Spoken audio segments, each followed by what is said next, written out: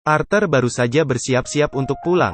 Seorang pria tak dikenal duduk di atas motornya. Dia menanyakan pria itu apa yang dia dilakukan. Pria itu mengira Arthur adalah ojek. Sambil menelepon, dia meminta Arthur segera jalan. Sesampainya di tempat tujuan, pria ini menanyakan biaya antarnya. Arthur tidak tahu berapa biaya yang harus dia minta, lalu berkata seikhlasnya. Dalam perjalanan, Arthur menyadari ini adalah cara untuk menghasilkan uang. Dia pun mencoba menunggu di stasiun.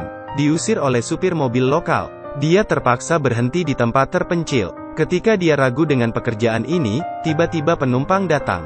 Tiba di tempat tujuan, dia hanya meminta seikhlasnya. Lalu di perjalanan, dia bertemu dengan seorang pria yang sedang buru-buru. Setelah mengantarnya, pria itu memintanya menunggu. Saat itu juga, dia melihat antena di samping lokasi konstruksi. Ini mengingatkannya pada antena di rumahnya. Bahkan ini lebih bagus. Setelah Arthur bertanya, petugas di sana berkata, "Jika suka, ambil saja." Di saat bersamaan, penumpang tadi keluar. Arthur masih sama seperti biasanya, berkata pada bos itu, seikhlasnya saja.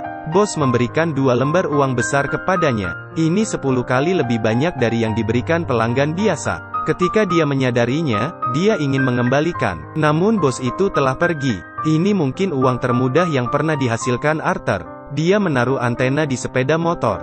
Dalam perjalanan pulang dia juga membeli 5 kilogram anggur. Namun anggur itu jatuh di jalan, berserak di tanah. Bahkan ada yang jatuh ke dalam air. Sesampainya di rumah, dia mengganti antena baru. Istrinya membersihkan anggur itu, dan melemparkan untuknya. Sambil makan buah itu, Arthur menatap masa depan, melihat motornya yang kotor. Kemudian dia dan anak-anak membersihkannya. Sejak saat itu, motor itu menjadi motor sport mewah. Dia mengumpulkan uang untuk membeli alat bantu dengar putrinya. Hari ini Arthur membawa tamu seperti biasanya, namun tamu itu ingin kabur, tidak ingin membayar. Dia meneriaki polisi, mempersulit Arthur, karena motor Arthur ilegal. Dia tidak berdaya dan terpaksa pergi. Sejak terakhir kali Arthur mengambil antena, setiap hari dia akan pergi ke sana, mengambil beberapa sisa makanan. Dalam perjalanan pulang, saat itu anak-anak sedang membersihkan gudang air. Tapi Arthur mengira mereka bermain-main.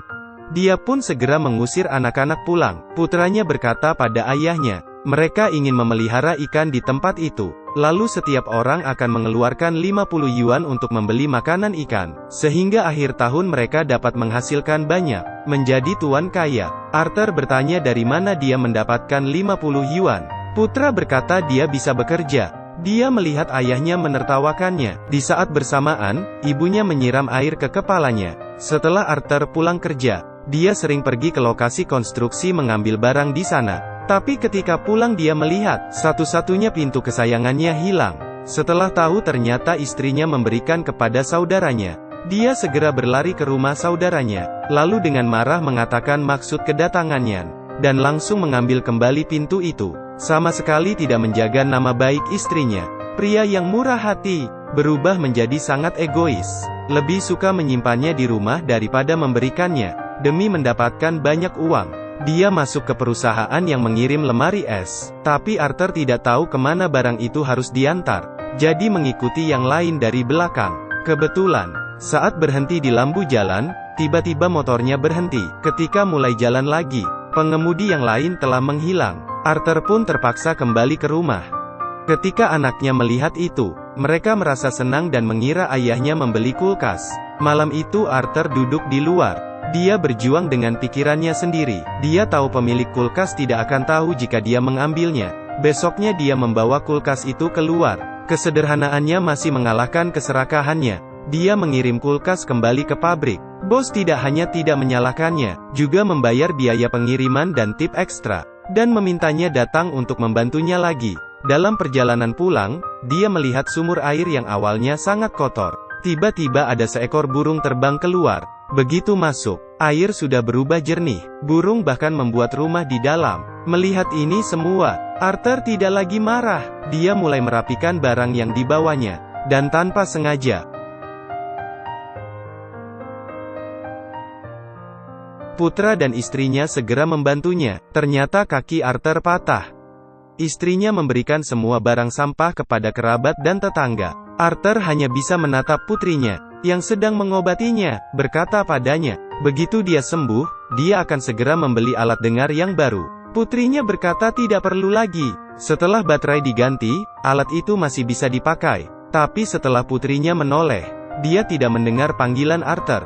Dia mengerti bahwa putrinya membohonginya. Saat itu juga Arthur merasa sangat sedih.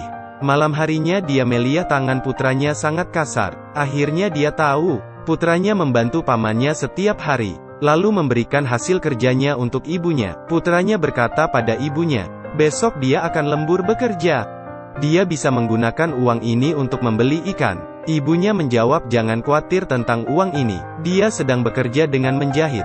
Dia akan menyisihkan uang itu untuk membeli ikan. Suatu hari putranya menemani Arthur ke dokter. Putranya pergi membeli minuman. Namun karena uangnya tidak cukup, dia hanya membeli satu. Ayahnya bertanya mengapa dia tidak membeli dua. Tapi putranya berkata dia tidak menyukainya, dan membiarkan ayahnya minum. Setelah minum beberapa teguk, dia memberikannya pada putranya. Tak lama kemudian, anak-anak akhirnya menabung cukup uang untuk membeli seember besar ikan mas. Mereka merasa senang hati karena mereka akan segera menjadi kaya. Tapi ternyata ember ikan itu bocor. Air terus mengalir. Mereka bergegas turun untuk mencari air. Tapi tanpa sengaja ember itu jatuh. Seketika semua ikan jatuh ke tanah. Saat itu juga impian mereka hancur. Agar ikan itu tidak mati, mereka terpaksa memasukkan ikan itu ke parit, dan hanya menyisihkan satu ikan besar.